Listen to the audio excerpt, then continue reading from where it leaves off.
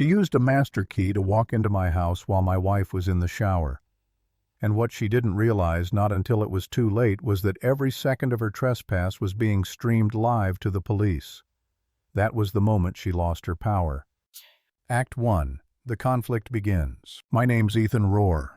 I retired early after 20 years in cybersecurity, layered threat detection, high-risk institutions, the kind of work that makes you a little paranoid about locks and systems. But what I'm protecting now isn't client data. It's my wife, Marissa.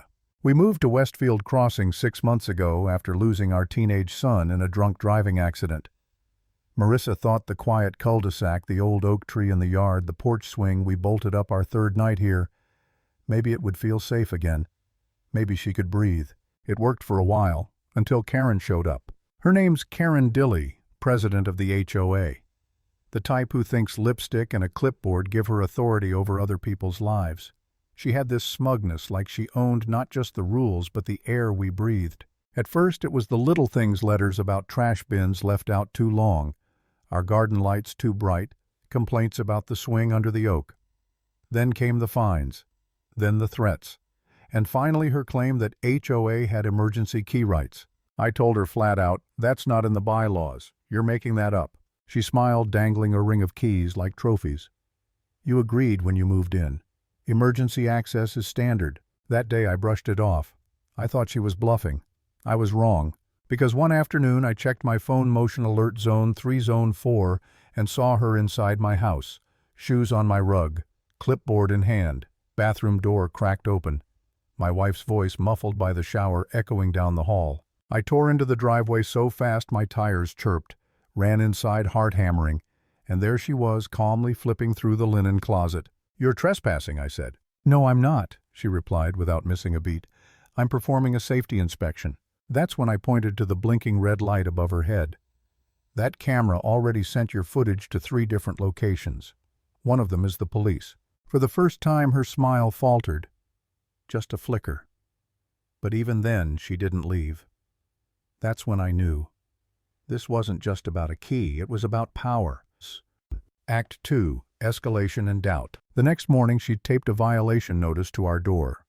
Not about trespassing, not about walking in uninvited. No. This one claimed we had unauthorized surveillance devices visible from public walkways. A $250 daily fine. It was laughable. Except Marissa didn't laugh. She cinched her robe too tightly, stopped sitting on the swing. She'd loved so much, started flinching at every sound on the porch. And that broke me. For a while I thought maybe I was the problem. Maybe I should take the cameras down, pay the fine, let it go.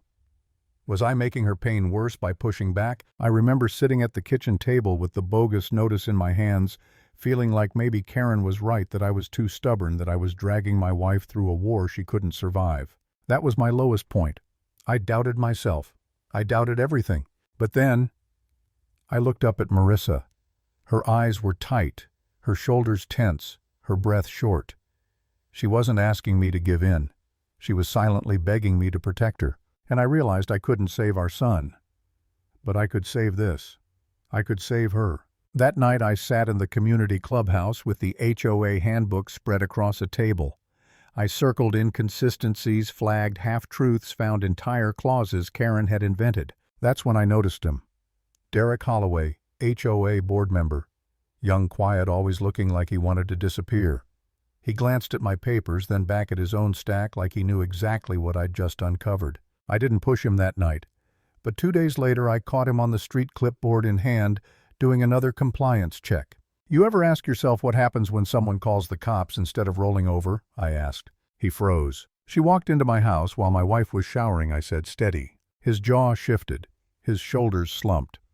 And then quietly he admitted, "The board never approved master key access. She added it herself." There it was, proof. From that moment the game changed.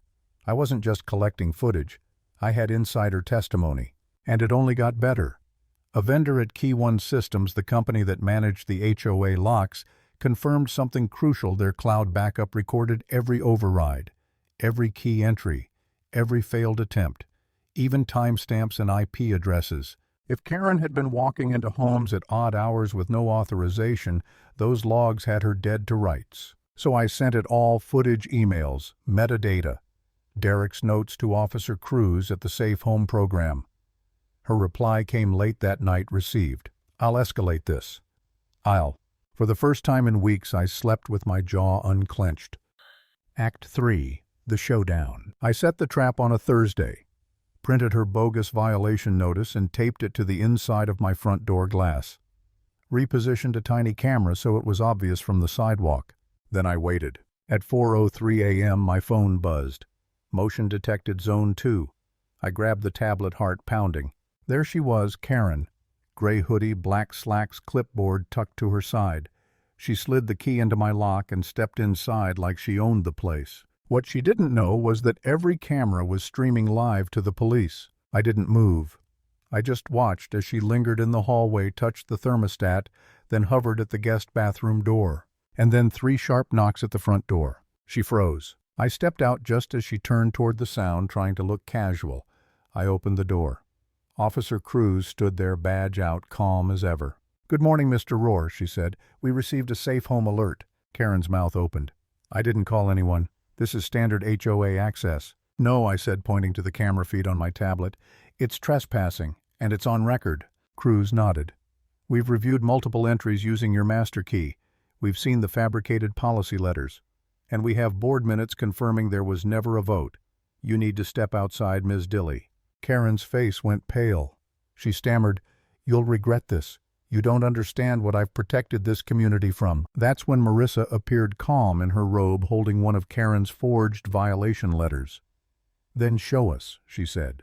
"Show us where you got the authority." Karen reached for the paper like she meant to rip it apart, but I stepped between them. Cruz motioned again. "Outside, now." And that was it.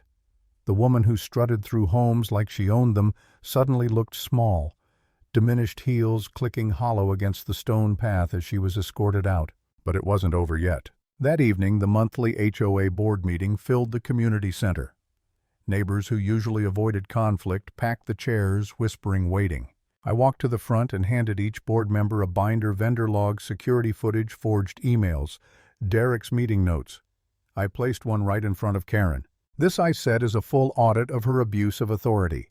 6 unauthorized entries into my home, multiple fabricated policies, and proof she acted alone." Murmurs rippled. Someone whispered, "Oh my God." Officer Cruz, sitting in the back, stood and spoke. "We've escalated this to the district attorney's office." Karen didn't argue. She didn't even open her legal pad. For the first time since we moved here, she had no words. The board voted unanimously to remove her as president. Her keys were collected on the spot. And neighbors who had been silent for years finally spoke up about the bogus fines, the threats, the intimidation. Karen sat there, silent, hands clenched on the table, red-rimmed eyes staring at nothing. She'd built her reign on fear and fabricated authority, and it crumbled in a single night. Closing line. Bullies lose the moment their power meets proof.